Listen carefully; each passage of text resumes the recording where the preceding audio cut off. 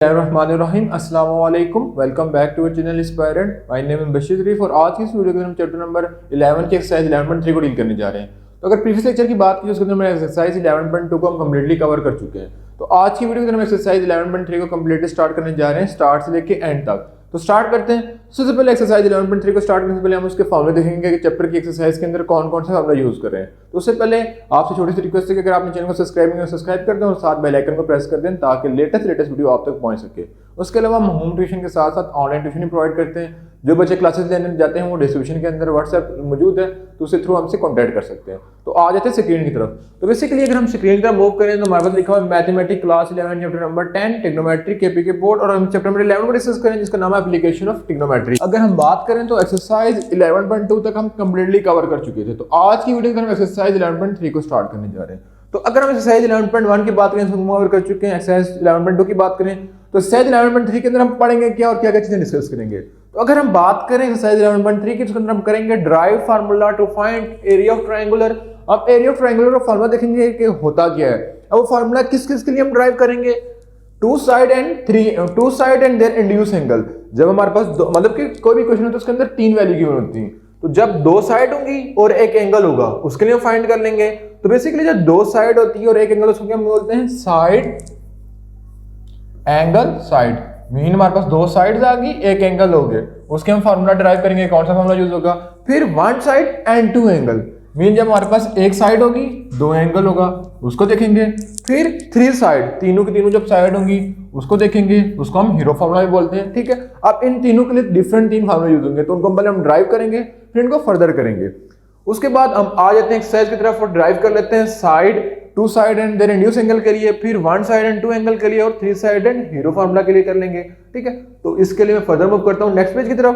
तो बेसिकली आ जाते हैं नेक्स्ट पेज की तरफ। तो इस चैप्टर के अंदर हम डिस्कस करेंगे जितने भी फार्मूले हम प्रूव करेंगे, ड्राइव करेंगे, वो ड्राइव करेंगे with the respect of area of triangular. जो से प्रीवियस चैप्टर था उसके अंदर हमने law of sine, law of cosine, half angle पढ़ा था, लेकिन इसके अंदर हम पढ़ेंगे एरिया। एरिया के फार्मूले के सारे चैप्टर के अंदर यूज होंगे। तो हम पढ़ने जा रहे हैं एरिया ऑफ ट्रायंगुलर रीजन। तो सबसे पहले हमें बताना चाहिए कि एरिया ऑफ ट्रायंगुलर रीजन का फार्मूला क्या होता है। तो अगर simple of area of triangle की बात करें तो वो क्या होता था? 1/2 लेंथ मल्टीप्लाई विड्थ। लेकिन एरिया ऑफ ट्रायंगुलर रीजन का फार्मूला हमारे पास क्या होता है? 1/2 बेस मल्टीप्लाई हाइट। तो आप लोगों के ज़हन में होना चाहिए कि एरिया ऑफ ट्रायंगुलर रीजन का हमारे पास फार्मूला क्या होगा? 1/2 बेस मल्टीप्लाई हाइट। और ये मेरे पास एक ट्रायंगुलर रीजन है। ठीक है, तो आपको पता है कि इसका फार्मूला क्या है? Base multiply height. तो हम फर्दर मूव करते हैं नेक्स्ट पेज की तरफ और फार्मूला ड्राइव कर लेते हैं। तो सबसे पहले हम फार्मूला नंबर 1 की तरफ आ जाते हैं। तो हमारे पास एक ट्रायंगल गिवन है, तो हम इसको सबसे पहले लेबल कर लेते हैं। ठीक है, तो अगर हम लेबल करें तो हमारे पास किसी भी ट्रायंगल के तीन पॉइंट होते हैं, ए बी एंड सी। तो मैं क्या देता हूं, ये मेरे पास ए आ गया, ये मेरे पास बी आ गया एंड ये मेरे पास सी आ गया। तीन पॉइंट आ गए।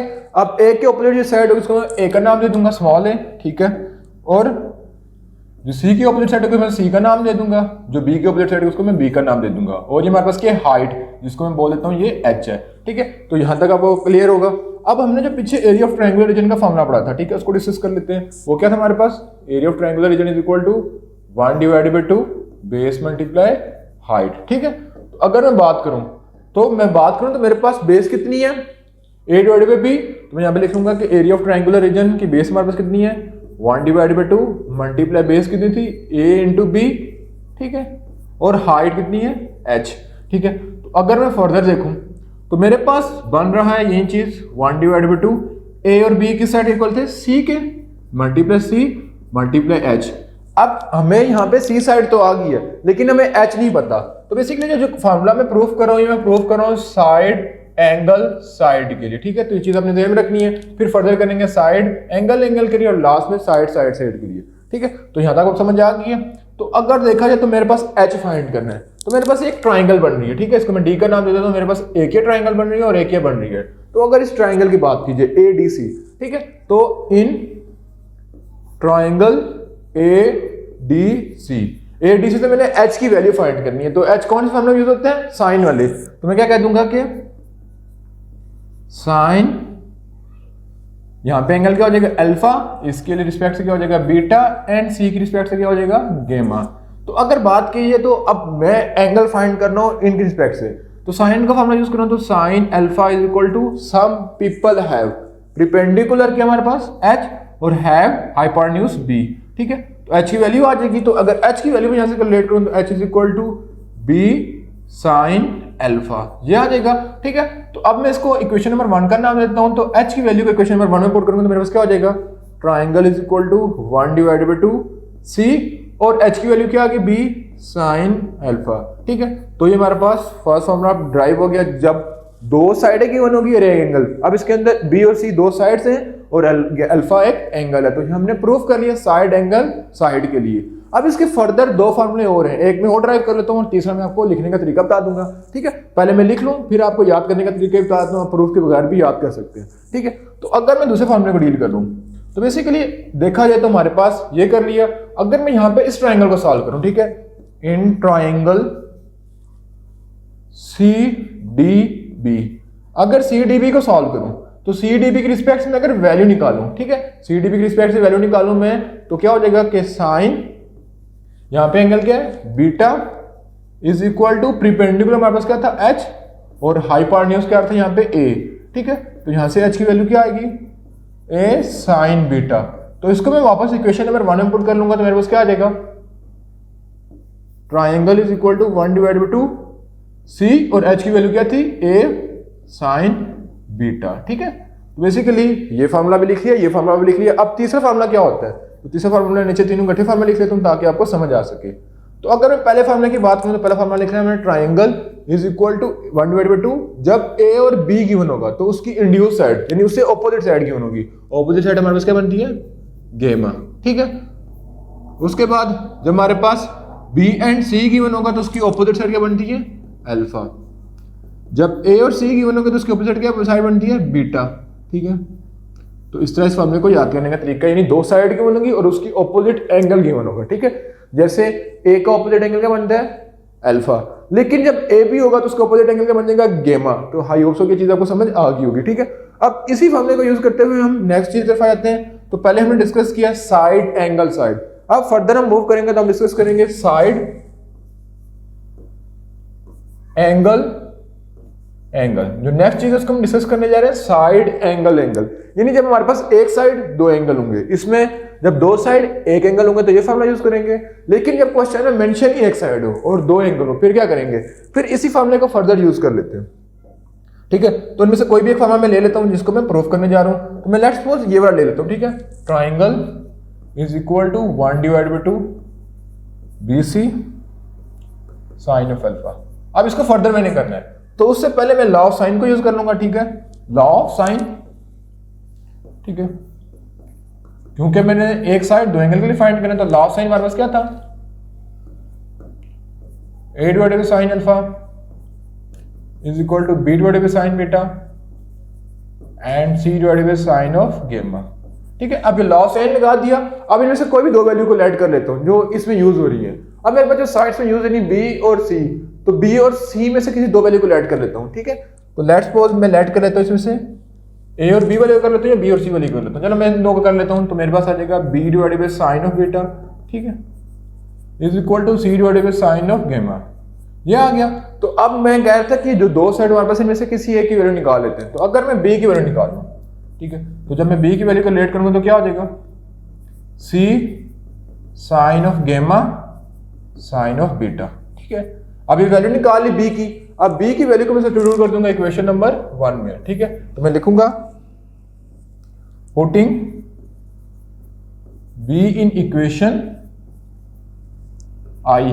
ठीक है, जब आई के अंदर पुट करूंगा तो मेरे पास आ जाएगा triangle is equal to 1 divide by 2 B, sorry 1 divide by 2 C sine alpha.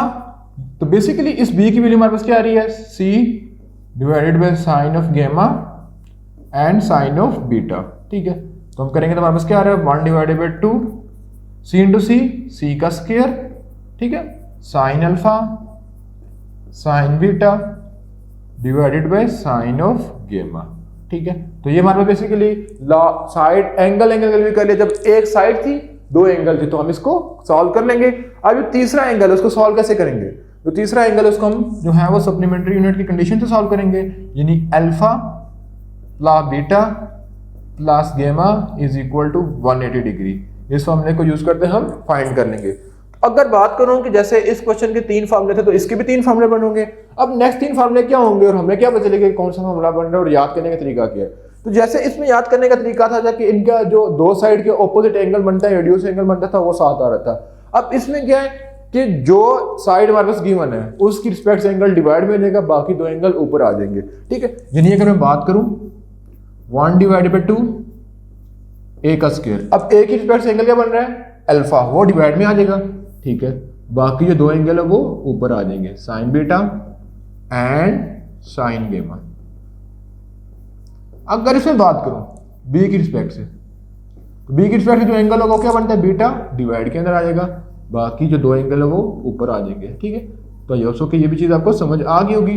बाकी किसी फॉर्मूला मैंने ये लिखा हुआ है। ठीक है, तो बेसिकली मेरे पास था साइड एंगल एंगल, ये साइड एंगल साइड, ये साइड एंगल एंगल। ठीक है, अब जो नेक्स्ट हम डिस्कस करने जा रहे हैं वो हमारे पास आ रहा है साइड साइड साइड। ठीक है, अब साइड साइड इसको बेसिकली क्या बोला जाता है, हीरो फार्मूला भी बोला जाता है। ठीक है, हीरोज फार्मूला। ठीक है, ये पंजाब बोर्ड की बुक में भी था, फेडरल बोर्ड की बुक में था।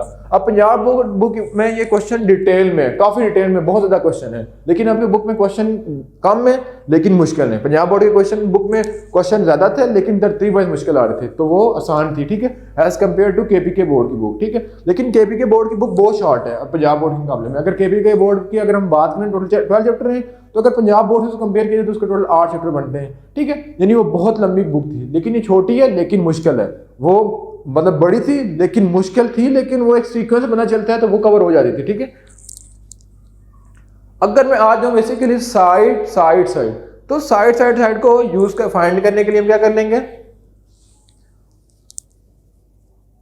साइड साइड साइड, उसके लिए भी हम ये फॉर्मूला यूज कर लेंगे। तो हम जैसे कोई भी फॉर्मूला लिख लेते हैं, लेट्स सपोज में जो है इस ए की फॉर्मूले को यूज कर लेता हूं, जो सबसे ऊपर लिखा हुआ है कि जो पिंक में कि triangle is equal to 1 divided by 2 BC sine of alpha.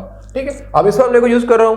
अब इस क्वेश्चन के अंदर हमारे पास था कि हमारे पास तीनों साइड आनी चाहिए, तो 2 साइड हमारे पास आ रही है, एक खत्म करना है। अब इसके अंदर जब 2 साइड आ रही थी तो एक साइड को खत्म करना था। अब इसमें 2 साइड है तो एंगल को खत्म करना है। इसमें 2 साइड थी, एक साइड को खत्म करना था, वहां पे एंगल को खत्म करना था। तो हम एंगल को सॉल्व कर लेंगे, तो मेरे पास लिखा हुआ है साइन अल्फा। ठीक है, अब साइन अल्फा यानी साइन हाफ एंगल का फॉर्मूला अगर बात करूं चैप्टर में 10 जो पढ़ा था, वो क्या था 2 sine alpha divided by 2 and cos alpha divided by 2, ये आ गया। ठीक है, ये हाफ एंगल का फार्मूला था जो चैप्टर नंबर 10 में हमने पढ़ा था। उसके बाद एक्सरसाइज 11.2 के अंदर हमने फार्मूला पढ़ा था कि sine alpha by 2 is equal to under root s minus B S minus C divided by B C. इसी तरह अगर बात करूं तो कॉस अल्फा बाई 2 का भी हमने फार्मूला पढ़ा था एक्सरसाइज 11.2 के अंदर, s into S minus A divided by missing side b and c, यह आ जाएगा। अब ये मेरे पास साइन अल्फा कॉस अल्फा की वैल्यू आ गई, तो इसको मैं इक्वेशन में पुट कर लूंगा, यानी इस वैल्यू के लिए मैं पुट कर लूंगा। ठीक है, तो अगर इस वैल्यू को फर्दर सॉल्व करूं तो ट्राइंगल 1 डिवाइडेड बाई 2 BC, आप साइन अल्फा किससे को लगा था 2 sine alpha divided by 2 and cos alpha divided by 2, ये आ गया था। ये 2 से कट जाएगा, triangle is equal to BC। ठीक है, साइन अल्फा की वैल्यू क्या आई थी under root s minus B S minus C divided by BC and sine cos alpha की वैल्यू क्या थी s into S minus A divided by BC। अब इन सबको कंबाइन करके लिख लूंगा तो मेरे पास क्या आ जाएगा BC। अगर अंडर रूट के ऊपर बात कीजिए तो क्या हो जाएंगे, सारे अंडर रूट में आ जाएंगे, s minus A S minus B S minus C और नीचे BC का स्क्वायर बन जाएगा। ठीक है, तो ये अंदर से कट जाएंगे, तो नेक्स्ट टर्म में BC डिवाइडेड बाई BC। ठीक है, और under root s into S minus A S minus B S minus C, ये आ जाएगा। BC से कट जाएंगे, तो जो रिमेनिंग वैल्यू है इसको हम बोलेंगे ये क्या है हीरो फार्मूला है। ठीक है, तो आई होप सो की चीज भी आपको समझ आ गई होगी। अब इसके अंदर जो s का रिलेट करते हैं, एक फार्मूला जो s है वो होता है basically sum of all side a plus b plus c divided by 2। ठीक है, तो बेसिकली ये थी आज की वीडियो जिसके अंदर हमने एक्सरसाइज 11.3 के अंदर यूज होने वाले जितने फॉर्मूले थे उनको प्रूफ भी किया और डिस्कस भी किया। तो आई होप सो कि आपको वीडियो पसंद आई होगी। तो अगर कोई भी क्वेश्चन है तो आप कमेंट से पूछ सकते हैं, उसके अलावा हमारा व्हाट्सएप ग्रुप का नंबर भी आपको शो होगा यहाँ पे स्क्रीन पे और डिस्क्रिप्शन के अंदर भी मौजूद है, ठीक है। तो उसको आप उनसे डायरेक्टली कॉन्टैक्ट कर सकते हैं। तो इंशाल्लाह मिलेंगे नेक्स्ट पार्ट के अंदर, जिसके अंदर हम एक्सरसाइज 11.3 की एक्सरसाइज को स्टार्ट करेंगे। अभी तो हमने बेसिकली डेरिवेशन की है, उसके अंदर हम फार्मूले यूज करेंगे, कहाँ कहाँ पे कौन सा फार्मूला यूज हो रहा है। तो मिलेंगे नेक्स्ट पार्ट में, तब तक अल्लाह निगहबान।